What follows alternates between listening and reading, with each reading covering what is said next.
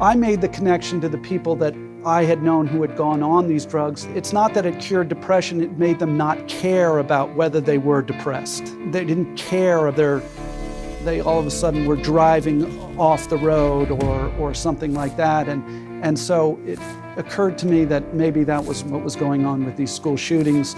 We put together who was on the drugs, and it turned out an unbelievable amount of these school shooters had been taking antidepressants or something similar. My bosses were courageous in allowing me to go forward with, a lot of pieces on this issue, and, hopefully it's made a difference.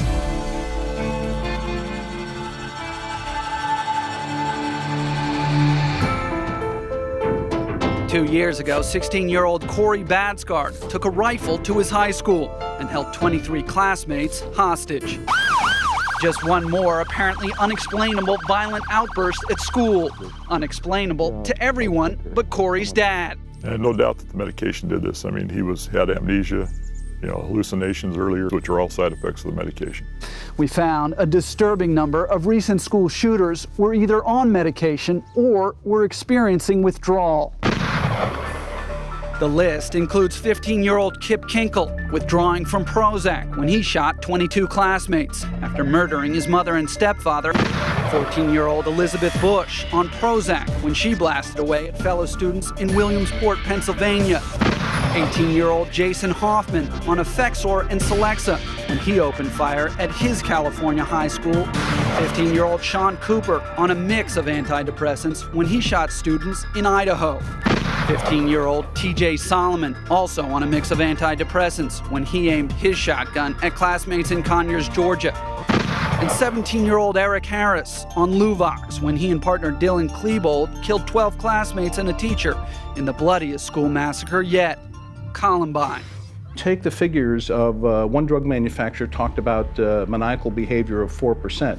Well, if there are, as some reports say, 2 million kids on these drugs, that's 80,000 time bombs waiting to explode. Waiting to explode. That's exactly what Corey Badsgard's father said happened to Corey on antidepressants. He says the solution is simple. Stop drugging our children. In 2002, Big Story correspondent Douglas Kennedy was the first national reporter to expose the link between antidepressants and violence, a report that sparked congressional hearings. 4 years ago, we showed that 7 out of the 12 previous school shooters were either on antidepressants or were withdrawing from antidepressants. Since then, the trend has continued with 16-year-old Jeff Weiss, who in 2005 snapped while on Prozac, killing 9 people and wounding 5 at his high school in Red Lake, Minnesota. The real problem with antidepressants is how many people are taking them. Right now, that's about 30 million Americans. Studies show about 5% of them will develop mania. Douglas Kennedy joins us here on set, just back from Virginia. The problem here is everybody wants this guy to get more mental health. The mental health that people are providing is not working. It's unbelievable to me that we say, oh, this guy needs to be more involved in the system. It is the system that failed this guy. This guy was involved in the system. If you give somebody who is volatile these kinds of drugs, it numbs them out, it disconnects them from themselves. That's what they're designed to do. It takes their emotions away. So it turns them into psychopaths. Now we know from police that 27-year-old Stephen Kazmierczak also had recently been taking medication. How many times are we going to have one of these school shootings when we come to learn that he was on some sort of medication? I mean, this is something we really have to look at. We have to look deeper into. This is basic stuff that we should be looking into in every school shooter. The response from the drug companies was most interesting because they would deny the fact that the drugs cause suicide, and they would deny that the drugs cause violence, but they wouldn't put anybody on television to say that. They said, please go and talk to this paid doctor who will tell you this. But they wouldn't put anybody on themselves. And that was a red flag. They know that the drugs cause suicide, and they know the drugs cause violence, and they don't want to say that they don't.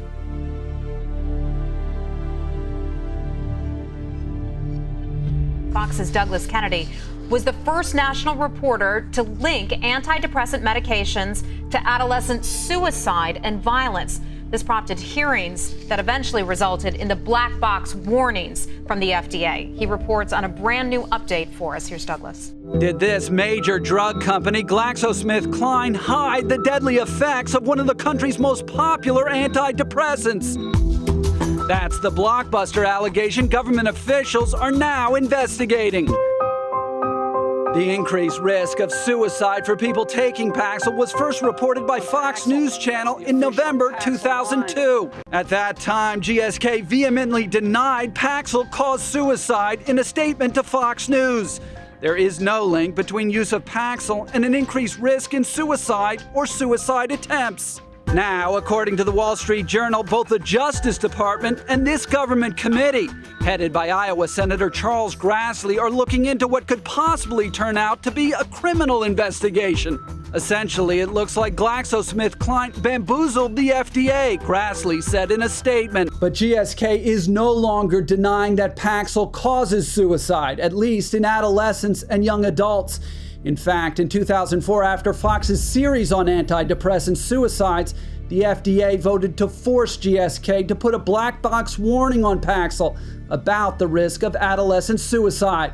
I remember walking the spokesperson for GlaxoSmithKline through the numbers and saying, your drug is causing suicide. This drug that is supposed to cure depression and is supposed to cure suicide is causing suicide. We had a very lively argument. What was stunning to me was how vociferous they were about denying that the drugs caused suicide.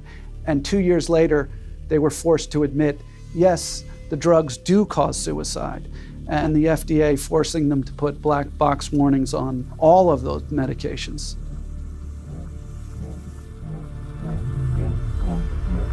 A new warning from a federal panel is adding to the argument over medication of America's children.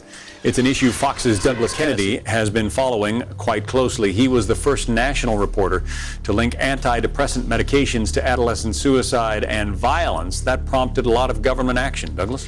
Yeah, John, for years the FDA ignored the dangerous side effects of antidepressants. Now it seems to be doing the same thing with antipsychotics, a group of drugs some say is seriously harming our nation's youth. The risks are great, but that doesn't stop drug companies from trying to get children to take them. Now, one drug company is being held accountable for a practice prosecutors say it made into a science. The government alleges Lilly promoted Zyprexa for rowdy children in schools and unruly adults in nursing homes as a sort of chemical restraint. And even though the drug causes obesity in children and can kill elderly patients, its use in both groups soared over the past 5 years, even though there's no proven benefit to either population. Now, drug maker Eli Lilly will pay $1.4 billion, the biggest fine in the history of the Justice Department. Since 1996, Zyprexa has been one of the biggest selling drugs in the world, bringing in over $36 billion, which to some may make that $1.4 billion fine seem like a traffic ticket. Unfortunately, the drug companies have more money than is possibly imaginable. They have more money than big oil, big steel, or big railroad had combined in their heydays. So that money corrupts. When these drugs first came out, they said, we are going to solve a chemical deficiency. We're going to cure suicide. We're going to cure depression. The drugs do not cure suicide. They do not cure depression. And there is no chemical deficiency. If there was a chemical deficiency, we would be able to test it chemically.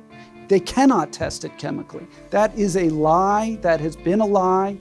And it continues, unfortunately, to be a lie. You have to have informed consent. If you're having people ingest something, you have to tell them what it's going to do to them. Particularly, you have to tell them that when you start this, it's very unlikely that you will ever get off of it. It changes your brain chemistry to the point where you will rely on this for the rest of your life. It is a life sentence when you start these drugs. And I don't think that it has quite gotten into the consciousness of our society about what has actually happened over the last 20 years. I mean, I think if it really got into the consciousness, people would be in jail.